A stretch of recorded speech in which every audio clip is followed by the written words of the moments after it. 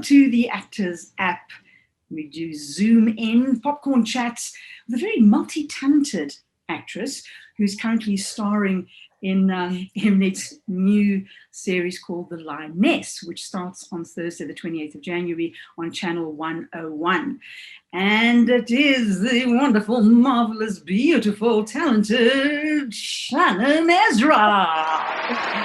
Thank you. No, please stop with all the applause. No, please, no, stop. No, go on. No, stop. Carry on. Welcome. Thanks so much for joining us. Oh, thank you for having me on, Shah. It's an absolute pleasure. Thank you. I'm personally very excited. I can't wait to see the Lioness and your character, and just to find out whether or not she is as passionate and in love with coriander as you are.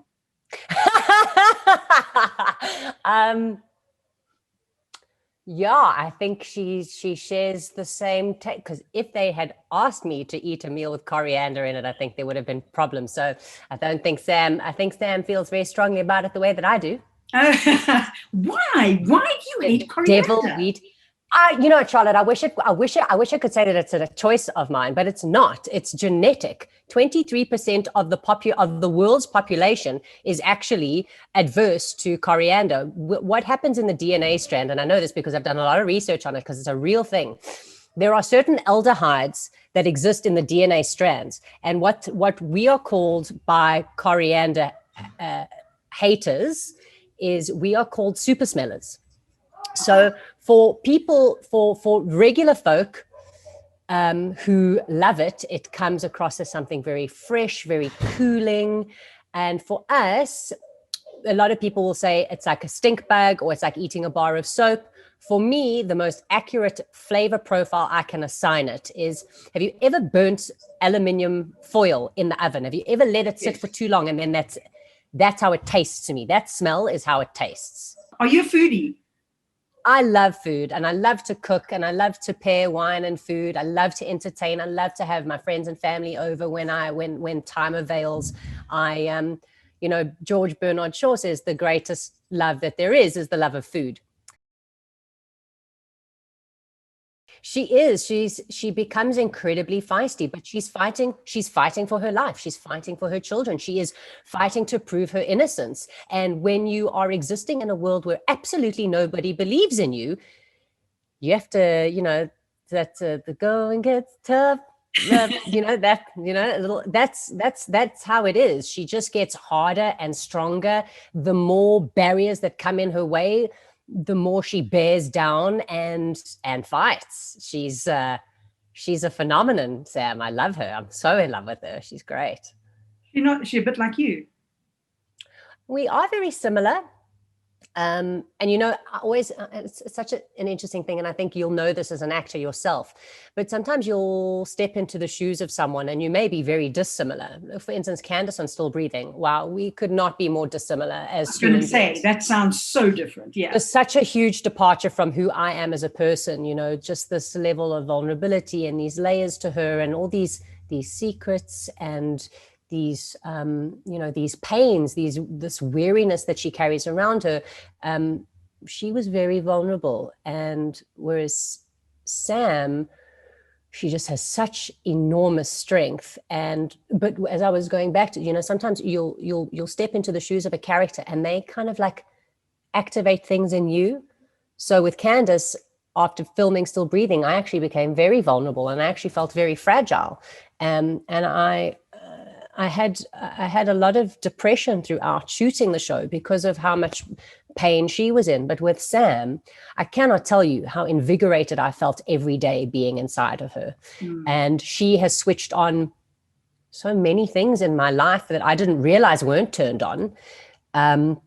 She's made me infinitely braver, stronger, and definitely more adept at fighting for happiness. I think with this, 2020 was a hard year. It knocked every single one of us, artists, people in commercial jobs, it hit everybody and affected everybody very differently, but kind of the same. And I don't know, she just gave me this injection of life is just too short to put up with anything that you don't deserve. Life is too short to not set your soul on fire. And I've always thought of myself as that kind of person, but she's reawakened and reinvigorated that in me. So I'm so blessed to have had Sam. I just also want to congratulate you on Still Breathing. It was fantastic and a really lovely production. Thank you. It was special. I'm actually wearing my Still Breathing hoodie today. Wow. Yeah. It's a shout out to Still Breathing from the line. Yeah. Yes, from the lioness. So we're safe. Yeah, we both. We're fine. We're safe. We're not crossing over. We're not doing anything that's going to hurt anybody's feelings. Please. Ilse van Hemert has ruined me as an actor. I never want to work with another director again. I mean, I do, of course I do, but it's been a very long time since I've been in the hands of a female director, like in a concentrated space. And having worked with Ilse, look, she only spent maybe 4 or 5 days directing us, because we had Joshua Malhelba and we had Monet Dutoy, and both of whom are astonishing directors in their own right. Joshua demands a lot of you, and Monet, has a very gentle approach with actors, whereas Joz is like this maverick, and he doesn't know quite what he wants until he sees it, and then he pushes and pushes and pushes. So working with Joz and Monet, like for 90% of it, that little 10% of Ilse was such a breath of fresh air, because she knows exactly what she wants. She has a beautiful way of speaking to actors to elicit the performance it is that she needs. And, she's a woman, and there's just a different gentility about that. And also because she is so immersed in the story itself, because she's the head writer. Yeah. So she had such incredible insight that was absolutely invaluable. I mean, really, the collaboration between the 3 directors, I think, is what's going to really push the boundaries of what performances we see. Yes. It was amazing. And I joke with Ilse, I'm like, you've ruined me as an actress. I can never work with another director ever again. She's a very good actress as well. When Ilse and I started at Pact many, many years ago, that's how we met as actors, and very good actress, and also a good theatre director. Fabulous theatre director for the same. She's got an amazing eye. She's just got an amazing eye, and she just has she really does have a way with performers. Yeah. And I didn't know that she was an actor. So, they often say that actors sometimes make the best directors. To be very honest with you, Muneen said to me very early on in my career, she said, darling, if it doesn't resonate with you, leave it. So the first thing that I look for is, how has it left me feeling? And if it has left me feeling excited and terrified, and both of them are in equal amounts with a resounding yes, then that's when I know it's for me, because I want to be challenged. I don't want to necessarily step into a character who's exactly like me. It's not much of a challenge, but I want to push myself. I want to push myself past all the discomfort. It's like kind of like throwing yourself into the fire and just saying, I'm not going to burn. Yeah. I'm just going to, it's a kind of like Mother of Dragon scenario. But yeah, how does it, do I read it and go, ooh, or do I go, Because you kind of have, you kind of have an immediate response to something. Look, there are the money jobs where you're like, oh man, I know it's not really great and the money's good, but invariably those actually don't come to you. They belong to someone else. And also, I'm not the kind of actress who wants to do everything. We are, typecasting and stereotypes, that's a real phenomenon. I mean, you look at Hollywood and you look at the body of work that so many actors and actresses find themselves in, is because that's where they fit in really well. Now, if I look at something and go, gosh, this is fantastic, but I think another actor will do greater justice than I will, then I'll still put myself up for consideration, maybe. Or sometimes you just say, you know what, this isn't for me, it's for someone else. You can't have it all. You can't be in everything. And I think that's a really important thing as an actor is that it's not about not having enough talent to do something that's outside of what you think is in your wheelhouse. It's not about that. But what it is about is it's about being gracious and saying, who is going to be the best person for this? Yes. You know, because not everyone is meant for everything. Yes. So there's almost like there's got to be like some kind of generosity and reciprocity with the roles that come around.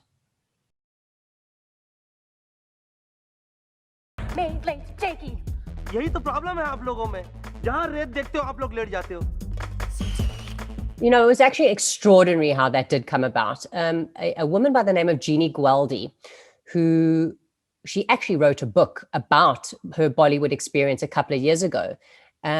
Jeannie is a South African, and she was living in India, and she was working in production, and she's a very talented photographer. So she had gone into doing stills, and Jeannie had to come back to South Africa because her paperwork wasn't quite in order, and she needed to renew her visa, etc., etc.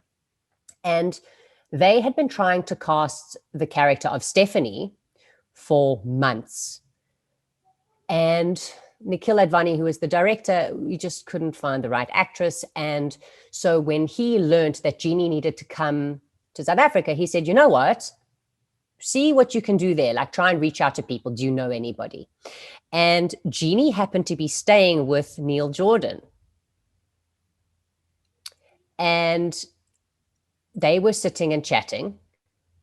No, sorry, Ed Jordan and Neil Solomon. Ed Jordan, sorry, yes. Yeah, so Neil Solomon, he's the musician, and then Ed Jordan. And she was sitting chatting around the table with them, having a coffee, having a breakfast or whatever, what have you, whatnot. And she was like, I don't know where to start. I don't know what to do. So Ed was like, well, call Mooneen. So she called Mooneen, and Moon called me and said, darling, I have something very interesting that's come across my desk. Come have a chat. And I was like, I'm on my way. And we sat down, had a chat, and she's like, look, I don't think we're going to get a lot of money out of it, but I think it'll be an exceptional and extraordinary experience. And I was like, absolutely, let's do it. So when Belinda was working with Moon at the time, we kind of got in my car and we did these scenes in the taxi, and we sent the tapes off. And it wasn't even 12 hours later, they said, right, we want her in India. And I was in India a week later, having wardrobe fittings, being summoned by Salman Khan, sitting in his magnificent, penthouse apartment, that's just wall to wall white and black and white pictures and gold gilded, everything on it was nuts. I was there for a week.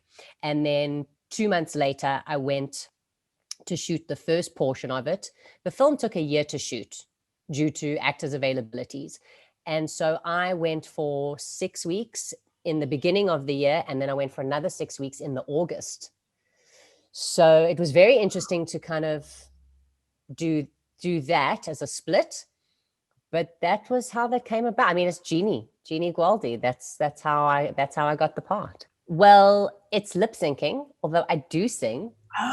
But I didn't even know that I had singing and dancing sequences until 2 days before shooting. They had me there a week early, and I was sitting around in my hotel room watching movies, going to the gym. And then I get this call from one of my ADs saying, okay, cool. So you're good with all the dance sequences. And I went, what do you mean? It's like, well, you've got 2 songs, because in Bollywood, there are no love scenes. The love scenes are the musical parts. So I was like, what do you mean? Where am I going to rehearse? And she's like, no, on the day. And I was like, are you mad? I said, no, I need to be in rehearsal. Like, I should have been in rehearsal on day 2. Like, let me get over like being a little bit tired. And I should have. So anyway, there we are. I'm with one of the top choreographers in India. He's just come off working with Britney Spears and Christina Aguilera. And these dance moves are, suffice to say, I locked myself in the bathroom and started to have a very big sob. Like, I can't do this. And you go, oh, I'm going to miss the baby. I got. And my third AD, Rakshita, she tapped on the door. She's like, Shannon, can I come on in? And I was like, no, yes, no, don't. I'm a mess. And she's like, what is happening?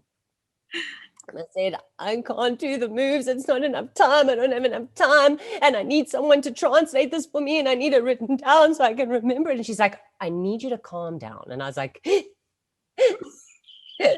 you know, that like blabbing. And she says to me, if the moves are too hard, just tell him no. So I was like, what do you mean tell him no? That is not a thing that happens. And so you don't tell people no. You just push and push and push until you get it. She goes, no, you are the star. And if you can't do it, just say no and tell him to make it simpler. So clean myself up, go outside. And he's like, okay, DK, let's take it from the top. And I just went, no. I don't know if he thought I was yawning or like just whatever, but he was like, what do you mean? And I said, too hard. And he said, are you serious? And I went, yes. Like Rashita's going, tell him. I said, I can't do the moves. He goes, okay, what can you do? And so we simplified it down to a place where I was comfortable. And then I sat with my lyrics and with the beautiful the clips that they'd sent me. And there we were 2 days later in the middle of the Jaipur desert doing the sequence. Wow. You know, and then, you know, a few days later, there we were in Rajasthan doing the other sequence. And it was amazing. I mean, it was absolutely terrifying. But when I like, sometimes I'll say like, okay, well, check out this little video. I'll show like my cousins or whatever. And they'll look at me and go, wow. And I'm like, that's cool. That's the response I want. We'll leave it there, you know? Yes, absolutely. Swift and various other platforms have done incredible things by way of really getting everyone on set to a safer place, a more comfortable place. Absolutely. But if there's something that you're not happy with and there's something you're not comfortable with, you cannot be coerced or forced into doing it. I mean, these are the golden rules. You can't. You know, we had a similar conversation with Nambita in around September. We did a wonderful SAG talk, and we actually happened on wardrobe. You know, you need to be comfortable in the clothing that you're wearing. You need to work with the various departments. You know, for instance, I don't like my legs. I'm not comfortable showing my legs. So when I step in with the wardrobe designer, I say, look, these are not a part of my body that I'm comfortable with. And if I am uncomfortable, it creates a vulnerability that does not necessitate good. Yeah. It precipitates anxiety. So it's really important as actors that we are comfortable and confident in what it is that we're doing, and that we do have the space to say, hang on, guys, let's find a way around this. And for the most part, it's met with a lot of grace. And, you know, every now and again, you might have like a bit of a knee jerk, but you know what? People get over it. And if you don't start feeling uncomfortable having the conversation yourself, revert to your agent and let them take care of it. You know, that is why, you know, we have agents to protect us, not only with contracts, but also our own person. I can't tell you, there've been times when I've phoned Jerry and I've been like, I don't know, I'm not feeling comfortable. She's like, Shan, I've got this. Don't stress, don't worry. And because she knows who I am, she can speak to it with respect and with grace in a way that's not going to ruffle any feathers. Yes. But sometimes we need to be ruffled because you know what? We aren't. We're human beings and we're telling stories and we want to tell it to the absolute best of our ability. I've written a drama series that we have pitched to Mnet and Showmax at the end of last year with my wonderful and talented colleague, Robert Hobbs, also an astonishing actor and an amazing writer, and Aurelia Driver, who is a South African who lives in New York. So I've been developing it since 2015, but it only really came to life in the last 2 years since Rob and I have really sat down, worked on it. I spent a great deal of time researching a mental disorder. I don't want to get too much into it, but I spent a good 3.5 years really getting to understand this disorder and as a vehicle to tell our story. So writing is a passion. I've always written. Although I've never actually written for screen or for TV, but I'm learning how to, which is wonderful. And I want to produce and I want to direct. I would love to start working with actors. I also, I think we need more female directors, and not only just that need, but I would love to take care of a cast and a crew. I would love to do that. I'm so passionate about making people feel safe and feeling good. And I think that's a really good start when you're a director. Although it's not bad either to make them feel uncomfortable if you're pushing them, but to feel safe and held, Well, I think these performances come from actors. You can push an actor, but if they feel safe and held, they're prepared to go. Then they'll go there. You'll go, yeah. I think it's essential. I really do. Unfortunately, look, we are living in an age now where technology is so fast and rapid. And we have these very Insta-famous people, but they don't understand set etiquette. Theatre is an amazing thing because it prepares you for the rigor of what it is that we do. It gives you a discipline. And you have to be disciplined, and you have to be prepared for very long days and very long nights and cold days, cold nights, freezing your butt off. And you have to act that you're not cold, even though the condensation is like coming out of you like a dragon's smoky breath afterwards. I mean, it's happening. I think I just think it's imperative. Firstly, to learn where it's all come from, to learn the various texts, to absorb yourself in the Greek theatre, in Shakespeare, in the Mammoths, in the Ibsens, and it's important. It's important to also to learn your body as an instrument. We are our own instrument and weapon at the same time. Our voice, you need such mental fitness and clarity, and for me, theatre training does that. I think training for film and television is very different. And I always say to people, when you're looking at theatre acting and film and TV acting, it's like a triangle, right? So we have this triangle. When we are in the theatre, this triangle comes out like this. So the apex is here, and it's about giving it out. So it's a heightened level of performance, even if it's naturalistic or whatever it is, but you've got to use your voice in a very different way. And everything has to be slightly bigger because people are far away from you on a stage. Whereas with film, that triangle, it comes the other way, whereas everything becomes incredibly concentrated, very subtle. All you have to do is listen. Just be present. Listen. It's all in the eyes. You don't have to be, or it's not that. You have to be as natural. In fact, you actually have to be less than natural. Yes. You actually need to do nothing, but you're not doing nothing. You're doing something that looks like you're doing nothing. So I know it sounds so contrary, but that is how it is. And I do. I think it's very sad that in order to study, we don't have an actors center anymore. We don't have the means here where people can just come and audit a class and sit in for not a lot of money. So I think the accessibility to the training is a problem. And I really hope that we can find a way around that, in a way to give people with real talent a good chance of, we've got rough diamonds, but you only know that it's a diamond once it's been polished. Otherwise, it just looks like a rock. Yeah. Yeah. And that's what training does. It polishes the diamond.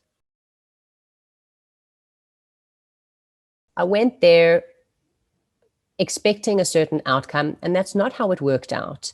But I also trust and I have faith in the way that it did. It made me incredibly strong, and it showed me just how resilient I am and how I can diversify myself, not only as an actor, but as a human being.